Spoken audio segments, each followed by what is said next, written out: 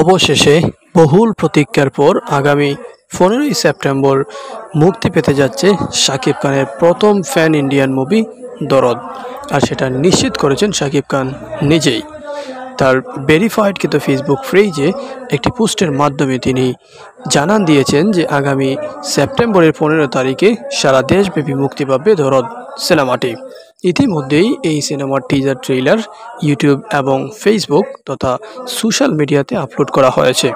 আপলোডের পর থেকে বললে ভুল হবে, শুরু থেকেই এই সিনেমার প্রশংসিত হয়ে আসছে, বা লুক থেকে শুরু করে ডিরেকশন সব কিছুই ভালো লেগেছে দর্শকদের, এবং তারা সেটা ইন্সপায়ার করেছেন শাকিব খানকে এবং অনন্য মামুনকে।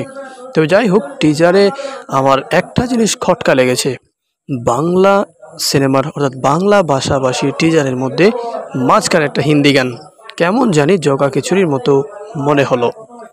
তো যাই হোক, পরিচালক হয়তো ভুলবশত বাংলা গানের পরিবর্তে হিন্দি গান দিয়ে দিয়েছেন, না হয়তো তিনি হিন্দি টিজার বানাতে গিয়ে বাংলা টিজার বানিয়ে ফেলছেন। তবে অনন্য মামুনের কাছে আমার একটা অনুরোধ থাকবে যে ফার্স্ট অফ অল আপনাকে নিশ্চিত হতে হবে এটা বাংলা সিনেমার টিজার আপনি আপলোড করছেন নাকি বাংলা ভাষায় আপলোড করছেন নাকি ইন্ডিয়ান ভাষায় আপলোড করছেন। যদি টিজার আপনি ইন্ডিয়ান ভাষায় অর্থাৎ হিন্দি কিংবা অন্যান্য কোনো ভাষায় আপলোড করতে চান, তাহলে অবশ্যই পুরোটা টিজার হিন্দিতে থাকতে হবে। আর যদি মনে করেন যে বাংলাদেশে মুক্তি দেওয়ার জন্য শুধুমাত্র বাংলা ভাষাভাষীর দর্শকদের জন্য আপনি এই টিজারটি আপলোড করেছেন, তাহলে আমার মনে হয় যে এখানে আপনার হিন্দি গানটা মাঝখানে ঢুকিয়ে দেওয়াটা একটা জগা খিচুড়ি হয়ে গিয়েছে।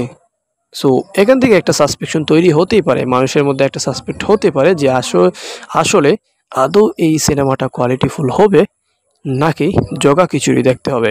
আপনার টিজার কিন্তু সেটাই বলছে যে জগা খিচুড়ি হতে চলেছে দরদ সিনেমাটি।